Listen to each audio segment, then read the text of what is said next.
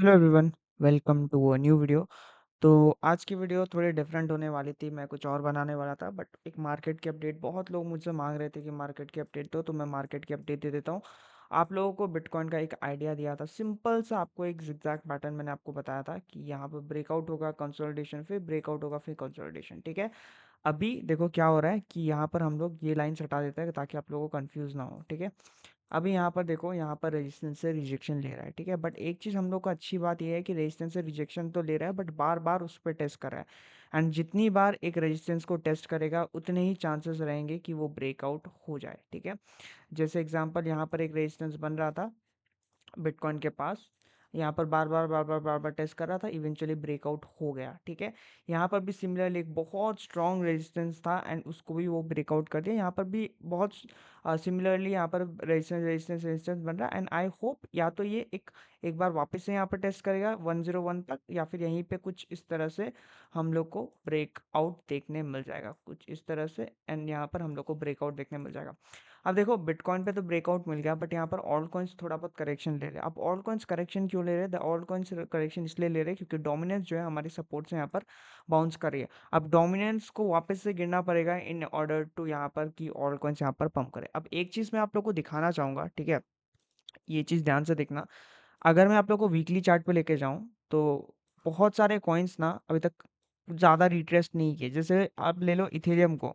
Ethereum ने बड़ा सा पंप लिया 52% का एक ही वीक में।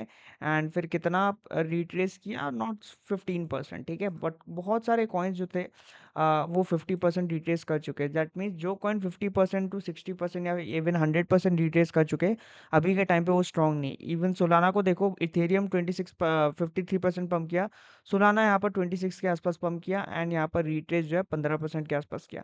सिमिलरली अगर हम सब ऑलमोस्ट सबका फेवरेट कौन सुई लेंगे, तो सुई पे तो चलो प्री पंप आ गया तो हम लोग उसकी बात नहीं करेंगे। रेंडर ले लेते तो देखो, रेंडर ऑलमोस्ट ऑलमोस्ट जो है पंप पूरा रिट्रेस कर चुका है। ठीक है। ऑलमोस्ट 100% पंप रिट्रेस कर चुका है। एप्टॉस 100% कर चुका है। और भी मैक्सिमम सारे कॉइन्स जो है लिस्ट में हमारे, ईथफाई नहीं किया है। इवन आईएनजे 50% कर चुका है। ये बढ़िया बात है। 50% जो लोग रिट्रेस कर रहे हैं ना, मतलब पंप आके 50% तक वापस करेक्शन आ रहा है, that coins are still strong. But जो 100% रिट्रेस कर रहे हैं या इवन लोअर जा रहे हैं, वो कॉइन्स उतने स्ट्रॉन्ग नहीं है।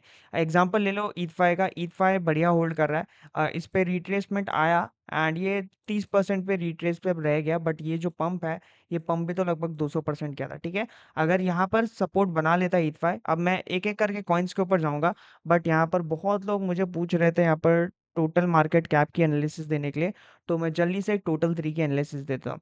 तो टोटल थ्री की मैं एनालिसिस दे रहा हूँ। तो देखो, टोटल थ्री पे आपको क्या करना है, यहाँ पर सिंपल सादा क्या है, टोटल थ्री ना बहुत सही जगह से बाउंस लिया। ठीक है। ये एक स्ट्रॉन्ग एसआर फ्लिप एरिया है। ठीक है। एंड यहीं पर हम लोग का बनता है गोल्डन पॉकेट। ठीक है। यहीं पे गोल्डन पॉकेट बनता है, उसके ऊपर ही 50% है। देखो, या तो ये यहीं से बाउंस कर जाएगा, ठीक है, एग्जैक्ट सपोर्ट तक नहीं आएगा, या तो देखो, क्योंकि ऑलमोस्ट ऑलमोस्ट ये आ ही गया था। अगर हम लोग इस पंप को मार्क करें, ठीक है, यहाँ से पंप स्टार्ट हुआ था एंड ये पंप यहाँ पर रुका था, तो इस पंप को अगर हम लोग स्टार्ट करें तो लगभग लगभग ये गोल्डन पॉकेट से यहाँ पर बाउंस लिया। बट सपोर्ट वाइज देखें तो ये वाला एरिया सपोर्ट है जो 850 बिलियन डॉलर से लेके 832 बिलियन डॉलर्स का जो एरिया है, वहाँ पर सपोर्ट है।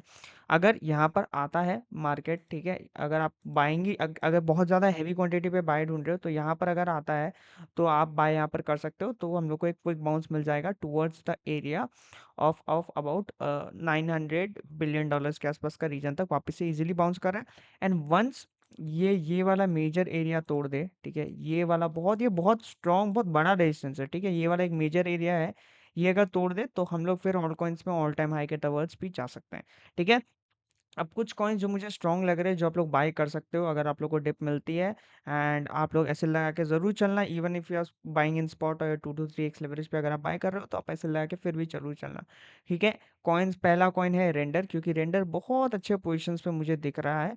ठीक है। अगर आप चाहो तो रेंडर करेंट प्राइस पे थोड़ी सी बाय कर सकते हो, 1 to 2x की ट्रेड ले सकते हो कि सेकेंड एंट्री आपकी 4.2 के आसपास बनेगी, एंड एसएल आपका जो बनेगा लगभग 3.8 के आसपास। तो आपका लगभग लगभग यहाँ पर 10 से 13% एसएल बनेगा।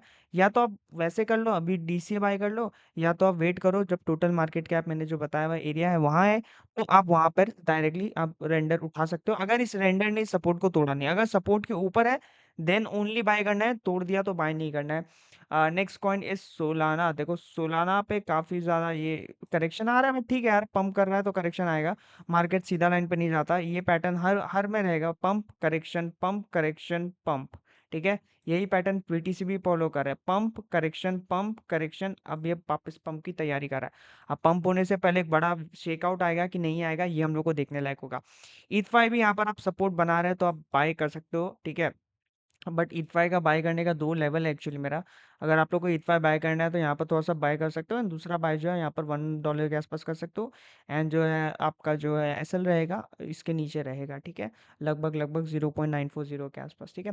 देखो सारे कॉइन्स आपको बाय नहीं करनी, जो कॉइन्स बताया है सारे बाय नहीं करना, आपके एनालिसिस के हिसाब से जो आपको सही लग रहा है, जो आपको वैल्यू दे रहा है वही आप बाय करो, ठीक है।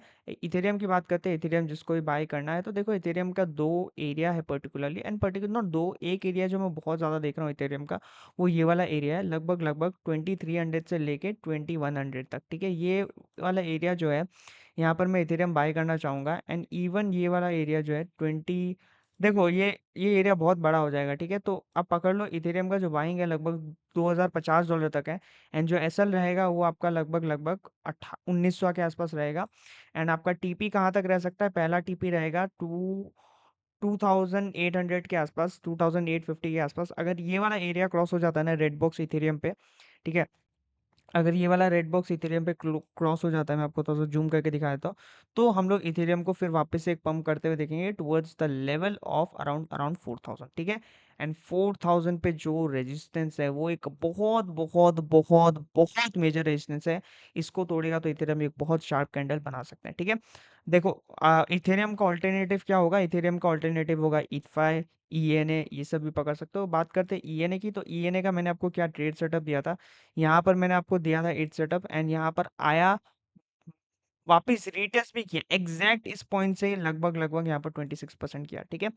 अभी ईएनए मेरे पास है, स्पॉट पे थोड़ा बहुत है, एंड मैं उसको होल्ड करना चाहूँगा। एंड अगर आप कोई भी ईएनए बाय करने की सोच रहे हो तो आई वुड सजेस्ट वेट करो, वंस इथेरियम बुलिश होता है तो आपको एक अच्छा खासा ईएनए पे भी बाइंग अपॉर्चुनिटी यहाँ पर मिल जाएगा, ठीक है। आई होप आप लोग को थोड़ी सी की अपडेट समझ में आई होगी, एंड आपको समझ में आया होगा कि मार्केट पे क्या चल रहा है, ठीक है। अभी मार्केट पे देखो बीटीसी पे तो ज़्यादा ट्रेड नहीं कर सकते, मैं पर्सनली बताऊं, मेरा एक लॉन्ग प्लान था यहाँ से, ठीक है। यहाँ पर मैंने एक लॉन्ग लिया था, मैं आपको बताता हूँ कौन से एरिया पे, ओके, ठीक है। मैं आपको बताया तो मेरे साथ क्या हुआ, इसलिए मैं थोड़ा सा कमती ट्रेड कर रहा हूँ, मैं वन आवर्स के चार्ट पे जाता हूँ।